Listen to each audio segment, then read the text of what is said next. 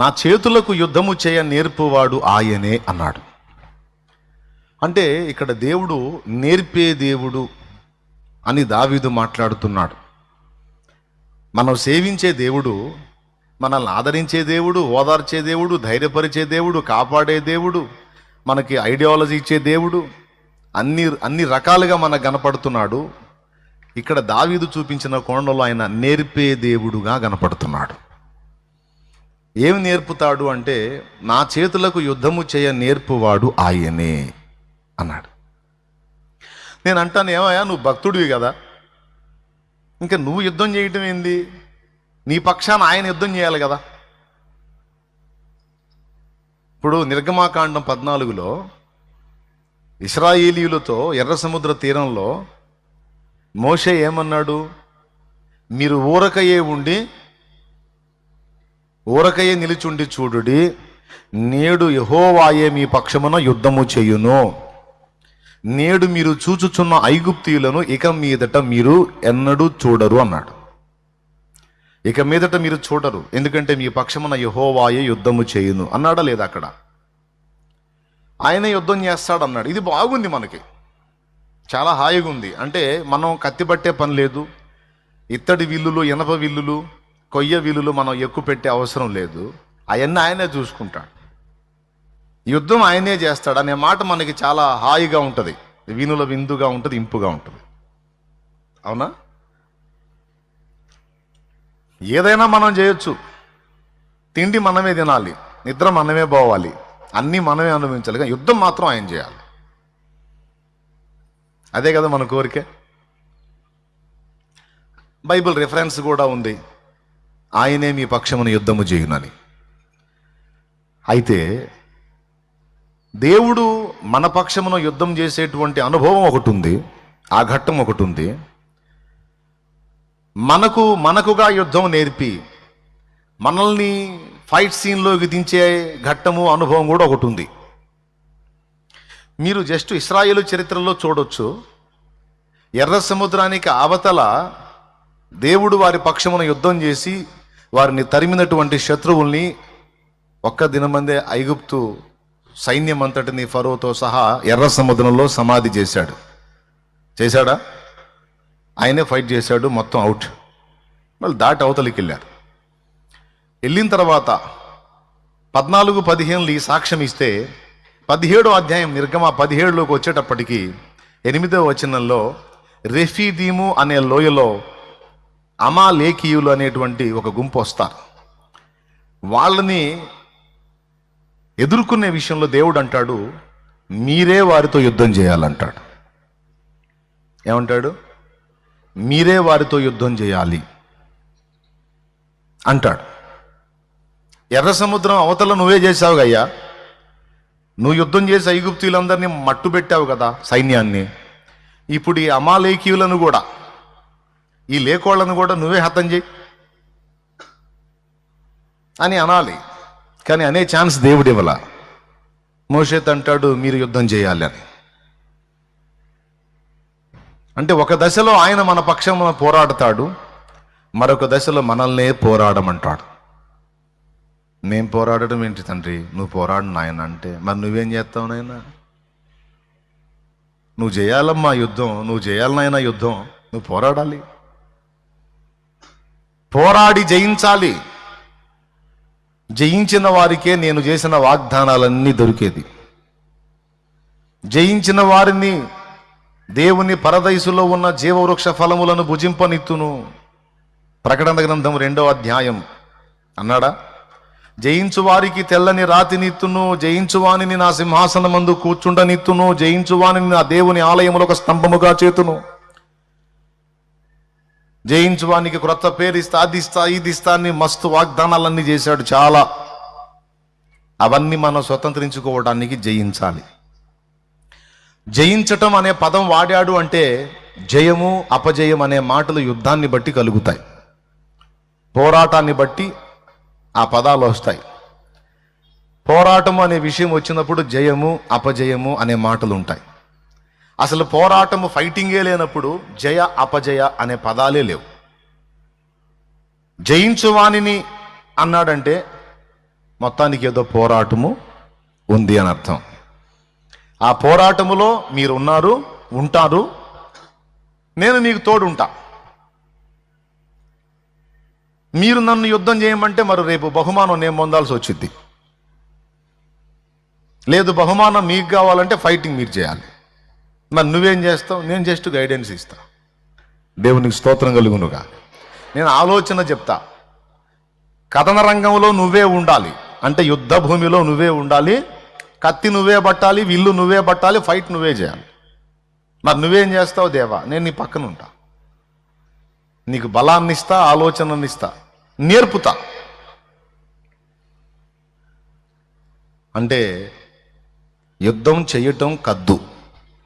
ఏబు గ్రంథంలో అంటాడు 7వ అధ్యాయములో, భూమి మీద నరుల దినములు లేదా నరుల కాలము యుద్ధ కాలము కాదా అంటాడు. అంటే మనుషులు ఫైటింగ్ కోసమే పుట్టారన్నట్టు మాట్లాడతాడు. గాలికి నిప్పురవ్వలు లేచున్నట్లు శ్రమానుభవమునకి నరులు పుట్టుచున్నారు అంటాడు. అదే ఏవులో. మొత్తానికి పోరాటం ఉందనేది ఫైనల్ చేసావు శాలేమన్నా? అవునమ్మా, పోరాటం ఉంది. అందులో జయం పొందాల్సిన ఆ ఏర్పాటు కూడా ఉంది. అంటే పోరాటం అనేది కన్ఫర్మ్. యుద్ధ భూమిలో మనం ఉండటం అనేది కద్దు, తప్పనిసరి. అయితే ఇక్కడ మనకు ఒక ఆదరణకరమైన మాట ఏంటంటే, భయపడొద్దు. నువ్వు బలహీనురాలువే కావచ్చు, నీకు ఆయన తన బలమును ధరింపజేస్తాడు. ఒక్కసారి కిందికి చదవండి, 39వ వచనం చదవండి. యుద్ధమునకు నీవు నన్ను బలము ధరింపజేసితివి, నా మీదకి లేచిన వారిని నా క్రింద అణచివేసితివి. దేవునికి స్తోత్రం కలుగునుగాక. హల్లెలూయా. ఏమన్నాడు? యుద్ధమునకు నీవు నన్ను బలము ధరింపజేసితివి, నా మీదికి లేచిన వారిని నా క్రింద అణచివేసితివి. అంటే బలమిస్తాడు, ఇంకా నీకు అర్థం కాని సంగతులు నేర్పుతాడు. అంటే పోరాటములో కావలసినటువంటి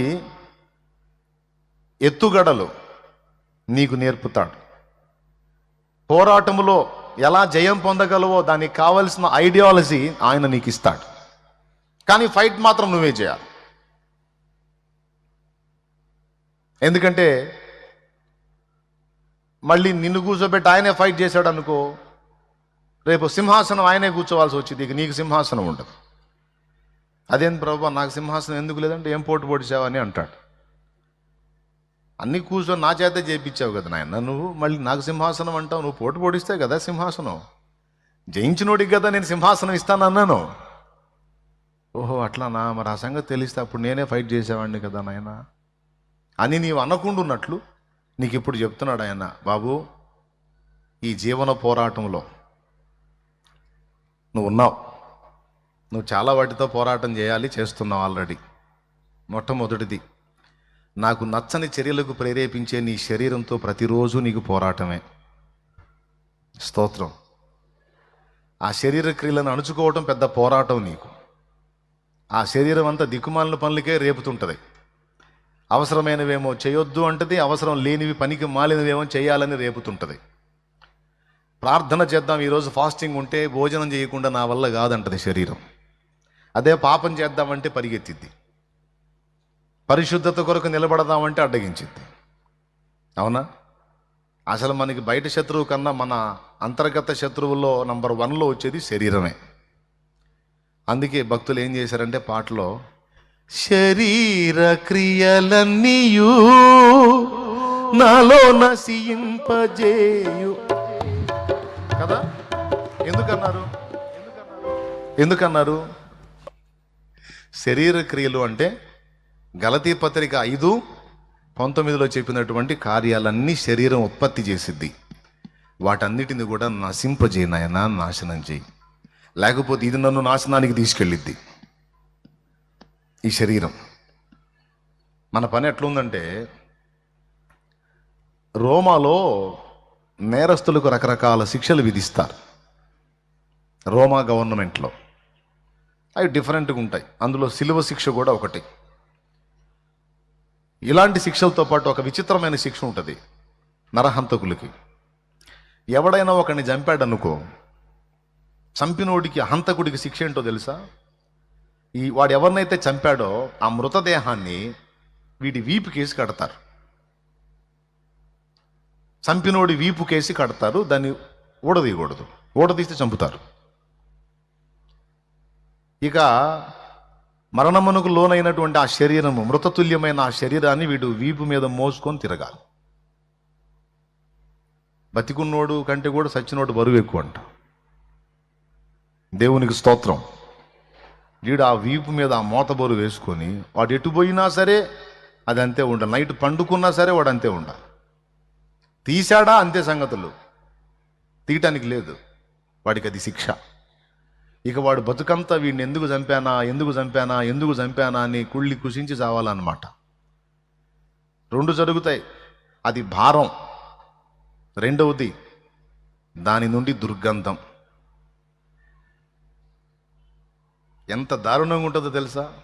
మానవ శరీరం ఎంత దారుణమైన స్మెల్లో తెలుసా? దుర్గంధం. ఏదో మనం అంతా లైన్లో ఉండి జీవంతో ఉన్నప్పుడే పౌడర్లు పూసినా, ఏది పూసినా, పేస్టులు పూసినా, ఆయింట్మెంట్లు పూసినా, దేవునికి స్తోత్రం, క్రీములు పూసినా, ఏది పూసినా అండి బతికున్నంత వరకే. మరణానంతరం 3 రోజులు గడిచిందంటే ఆ వాసన తట్టుకోలేం. అలాంటిది ఇక వీడు ఆ శవాన్ని వేసుకొని వాడిక తిరుగుతూనే ఉండాలి. అవునా? అది అట్లా అనుకోండి. ఇంకదే వాడి బతుకు. చంపినోడు లావోడైతే కొంత బెటరు, బక్కోడైతే అయిపోయినట్టే. దేవునికి స్తోత్రం. చంపినవాడు బక్కోడై ఉండి వాడు ఎవరిని చంపాడో వాడు లావోడు అనుకో, ఇక ఆ లావోడిని బక్కోడు వేసుకొని తిరుగుతూనే ఉండాలి. అంత దారుణంగా. ఇప్పుడు వాడికేమో అది ఇష్టం లేదు, కానీ అదే మొయ్యాలి వాడు. ఇప్పుడు దీన్నే యాజ్ ఇట్ ఈజ్గా మాట్లాడాడు పౌలు. అయ్యో అయ్యో, ఇట్టి మరణమునకు లోనగు శరీరము నుండి నన్ను ఎవడు విడిపించును? దేవునికి స్తోత్రం కలుగును గాక. రోమాపత్రిక 7వ అధ్యాయము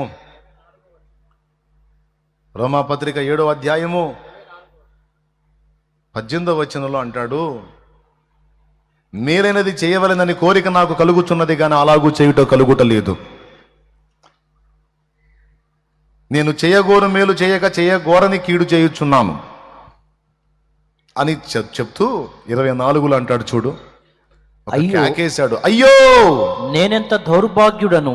అయ్యో అనలేదు నాయన శామ్యుయల్, అయ్యో అనలా, అయ్యో ఓ ఓ, ఇట్టి మరణమునకు లోనగు శరీరము నుండి నన్ను ఎవడు విడిపించును? అయితే ఆ తర్వాత ఒక ఆనంద స్తుతి చేశాడు. తర్వాత చదువు నాయన. మన ప్రభువైన యేసుక్రీస్తు ద్వారా దేవునికి కృతజ్ఞతాస్తుతులు చెల్లించుచున్నాను. కాగా మనసు విషయములో నేను దైవ నియమమునకును, శరీర విషయములో పాప నియమమునకును దాసుడనై ఉన్నాను. కాబట్టి ఇప్పుడు క్రీస్తు యేసునందున్న వారికి ఏ శిక్షా విధియు లేదు. దేవునికి స్తోత్రం కలుగును గాక. ఆ తర్వాత అంటాడు, ఆత్మ యొక్క నియమము పాప మరణ నియమముల నుండి నన్ను విడిపించెను. ఏమన్నా అర్థమైందా మీకు? ఇలాంటి శరీరమును నేను కలిగి ఉన్నాను. ఇప్పుడు ఈ సచ్చినోడిని వీపునేసుకొని మొయ్యటం అనేది బతికున్నోడికి ఎంత బాధో, ఆ బరువు మరియు ఆ దుర్గంధం భరించడం వాడికి ఎంత ఇబ్బందో, నేడు మన శరీరాన్ని మనం మోసుకు తిరగటం కూడా అలాంటిదే. ఎందుకంటే దీని నుండి ఉత్పత్తి అయ్యేదంతా కూడా మంచిది కాదు. ఆ మాట పౌలే చెప్పాడు, నా యందు అనగా నా శరీరమందు మంచిది ఏదియు నివసింపదు అని నేను ఎరుగుదును. మనం తినేటప్పుడు ఎలాంటి ఫుడ్ తింటాం? రకరకాల వెరైటీలు, సువాసనలు, మసాలా. అవునా? మరి ముగింపు మరుసటి రోజు హలో తాగేటప్పుడు మంచి నీరు, అవునా? మరి విసర్జించేటప్పుడు స్వేద బిందువులు అంటే చెమట చుక్కలు, అవునా? తాగేటప్పుడు ఫ్రెష్ వాటర్ ఉమ్మి, ఏదన్నా చూడు మన ఉత్పత్తి అంతా కూడా బ్యాడే, తీసుకునేది అంతా మంచిదే.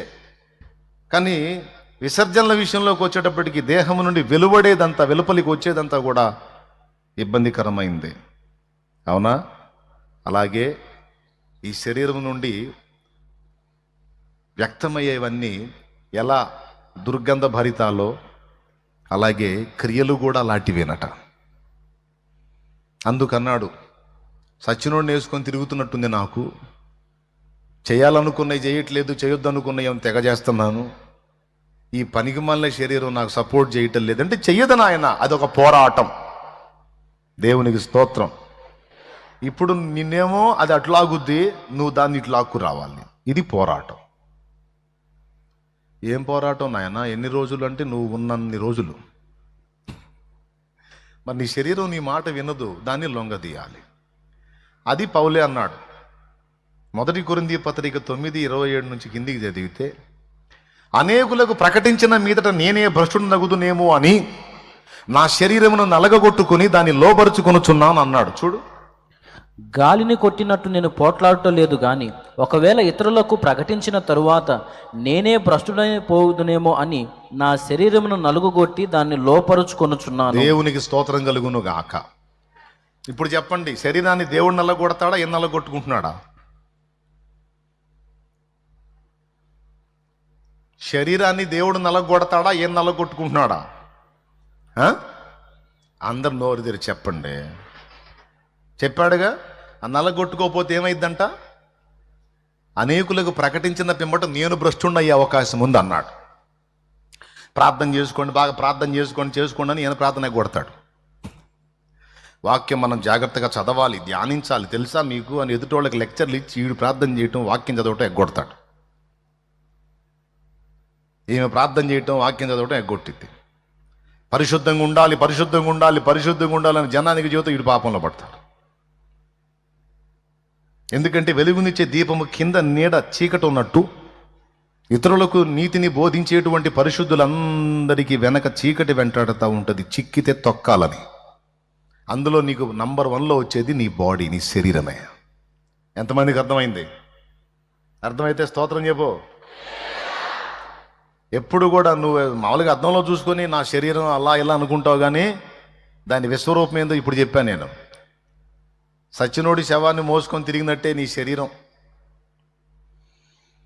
మికిలి సౌందర్యమగు చక్కని నీ దేహము ఒక్కనాడే ఆరిపోగా నీలో ఆత్మదీపము కుక్క శవముతో సమమేగా నిక్కముగ నది మన్నేగదయ్యా.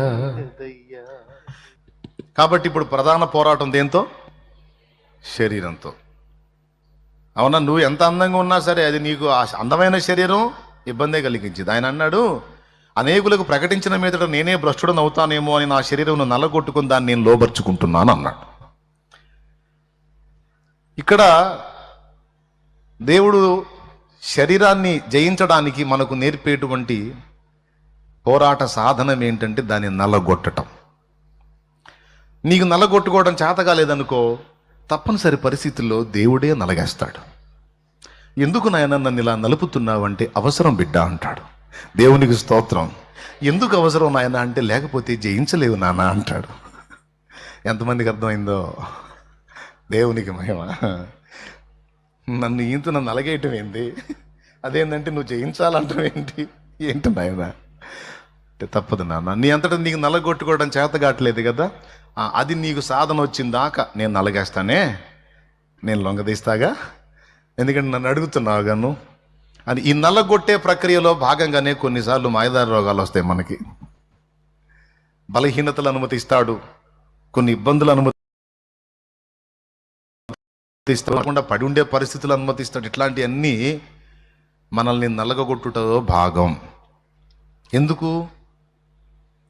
నలగొట్టబడకపోతే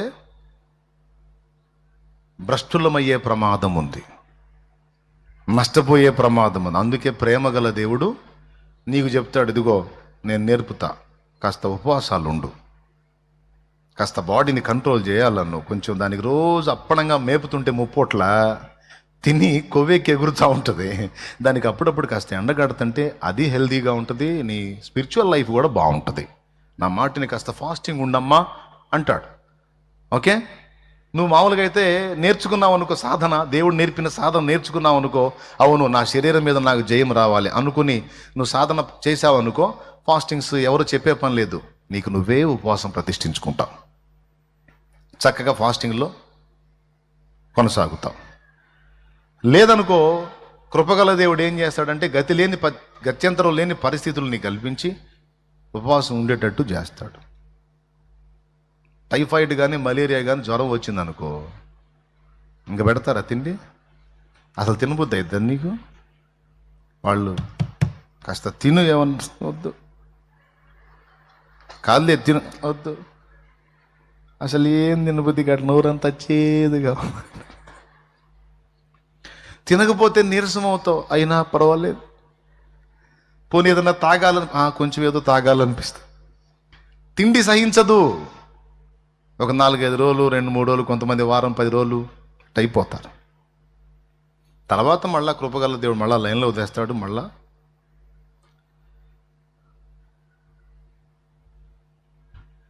అంటే బాడీని కంట్రోల్ చేయటం అనే దాన్ని మనకు నేర్పుతాడు.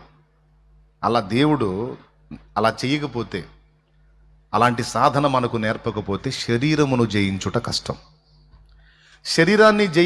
మనం ఆత్మ శరీరాన్ని జయించకుండా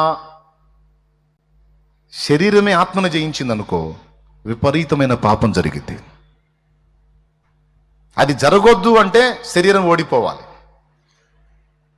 యాకోబును చూశాడు, ఎంతకీ గెలవలేకపోయాడు. ఇక లాభం లేదు బిడ్డ, నీ శరీరమే గెలుస్తుంది నాయన, ఇంకా లాభం లేదని తొడగూటి మీద ఒక్కటే కోటింగ్ ఇచ్చాడు. ఇంకంతే, జీవితకాలం అంతా కుంటుతానే ఉన్నాడు యాకోబు.